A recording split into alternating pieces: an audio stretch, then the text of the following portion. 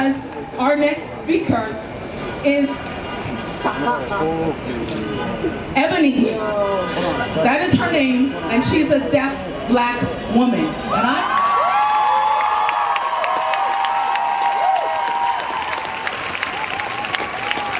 I met her, and I messed it up time and time and time again, and I am going to keep trying until I do it right. So, everybody who thinks that I only have rules for everyone else, those rules apply to me. When I mess it up, I hold myself accountable. And I do my best to fix it. So every time I invite Ebony somewhere, I try and have an ASL translator, interpreter. I don't know if I messed that up.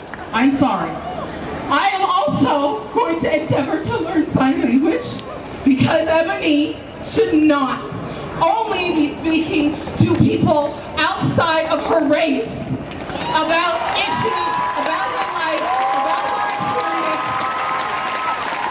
And I want everybody to make sure you hear everything Ebony is going to have her voice today. Please welcome Ebony.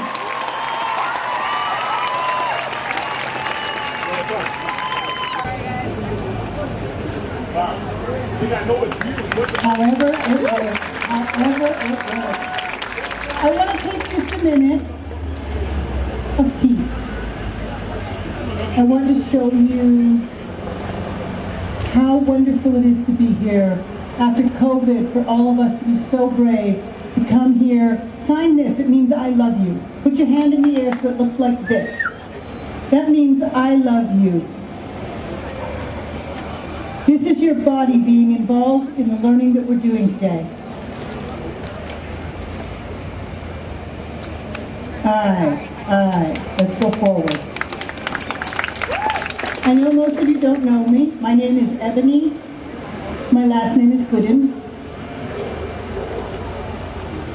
I am a proud black woman.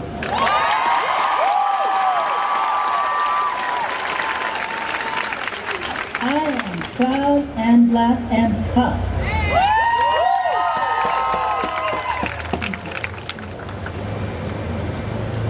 I'm proud to be black even when it's hard. I'm proud to be a woman even when it's hard. And I'm proud to be deaf even when it's hard.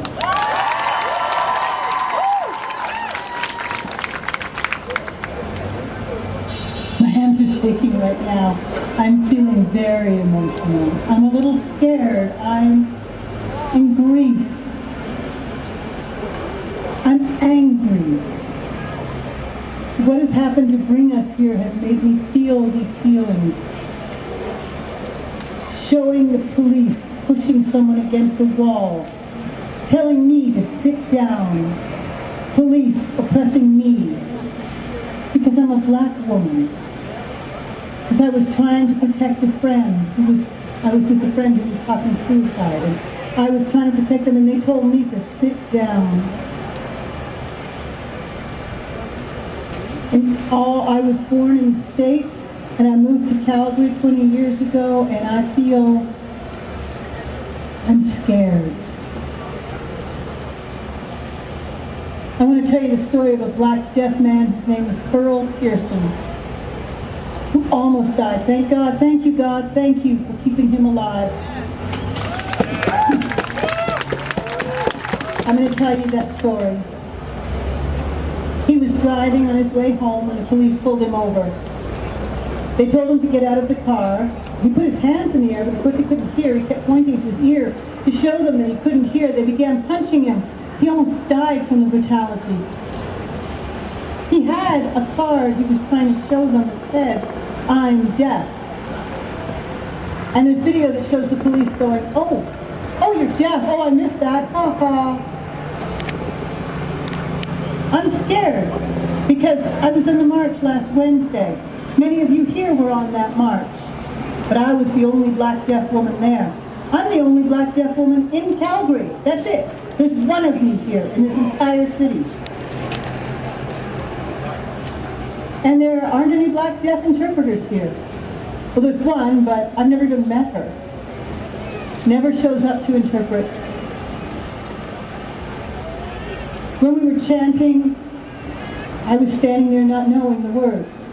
I didn't know what was happening. I could feel my anger. I could feel my grief. I could feel my fear.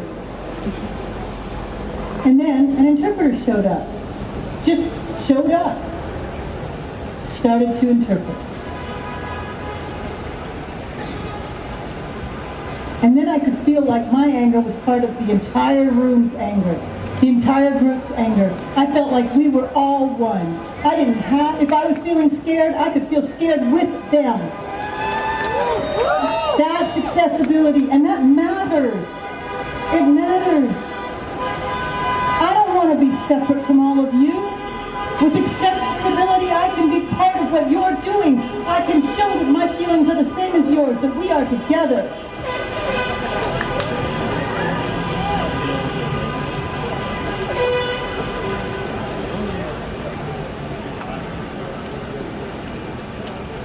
I see you here. It gives me goosebumps. I'm from Washington, D.C.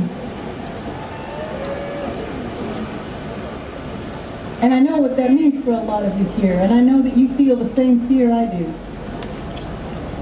And what are we afraid of?